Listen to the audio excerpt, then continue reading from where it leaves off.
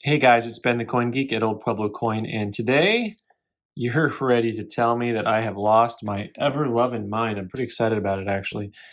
So what you have in front of you are two coins that I spent $2,300 on. So for some of you who are longtime collectors, I bet you know at least what one of these coins are, but man, if you feel like stopping the video and pausing it and writing in what coins you think they are, I'm not going to turn them over because that would give it away a little bit too much.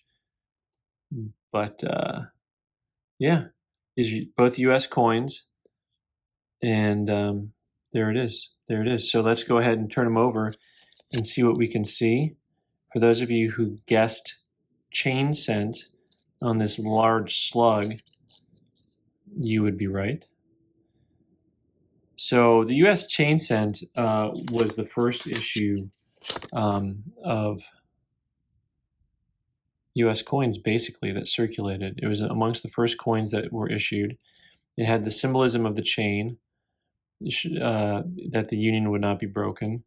And we'll take a closer look here.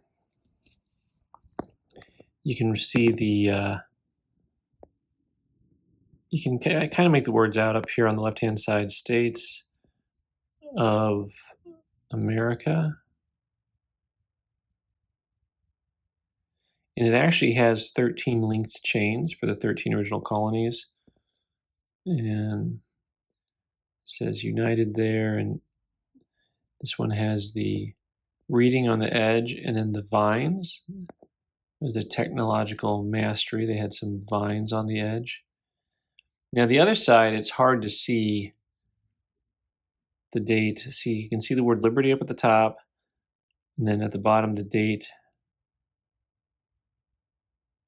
is, you can make out, there's a nice shot of the 7 and the 9, which are relatively visible, but the rest of the coin is pretty corroded. So here's what the coin should look like for those of you who are really hard on the imagination.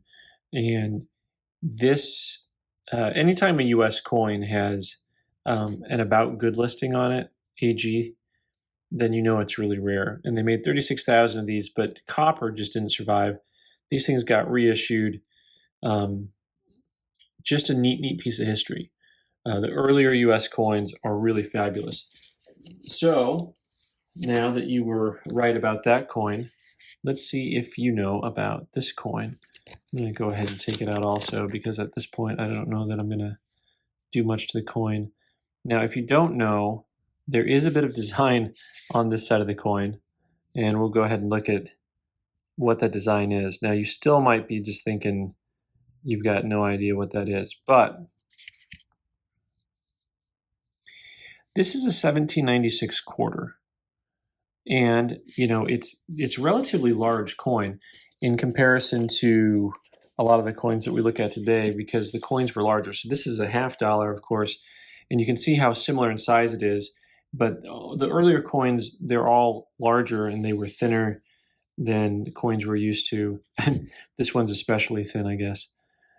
So 1796, it has been plugged up here. That area, right, there's like an indentation at the top of the E and the R. That has been plugged and filled in and kind of retooled. The date itself maybe has had a touch of tooling to it, but I think overall the date's fairly original. You can see where that hole was on the backside, by the way, because the metal didn't match perfectly.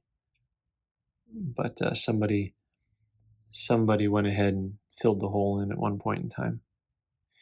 So I'm getting geeked out about that coin, and some of you are probably like, that's crazy talk, and it is crazy talk. So this coin here, it is the first quarter they made. It also is the only quarter that had the small eagle design to it, and they made less than just over 6,000 pieces. And once again, AG grades, AG pricing, of course, the Red Book pricing is usually high, but you get the idea that these coins are super rare. Sometimes you guys have asked, a couple times you guys have asked, what do I collect? What would I hold on to? Although these coins will probably both end up for sale, I'll probably just get them certified to have them in holders. This 1796 quarter would probably make my list of coins to hold on to, because I think I've only, I've been working at a coin shop for 22 years. I think we've only owned a couple of those over the years. The chain sense, I've had a few of. They're not as quite as rare. They're a little bit easier to come by than that 1796 quarter, but still, all in all, very, very rare coins. Anyway, so I've lost my mind.